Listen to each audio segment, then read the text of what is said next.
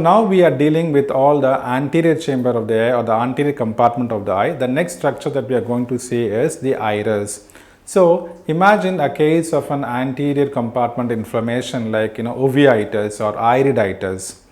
When there is inflammation of ciliary body, it is also called as cyclitis or iridocyclitis.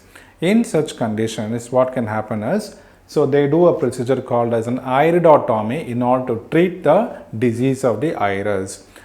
If the physician feels like a part of the tissue needs to be removed, it's called as iridectomy.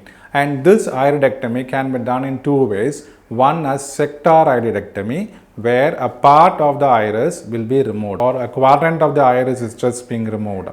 Whereas in a peripheral iridectomy, the more peripheral region is also being removed. There is one type called as optical iridectomy, where this involves a pupil. It is like the pupil is being dilated and artificial pupil is created. So this is called as the optical iridectomy. Sometimes they might also do a transfixion where they make the iris become motionless. So this is called as transfixion surgery.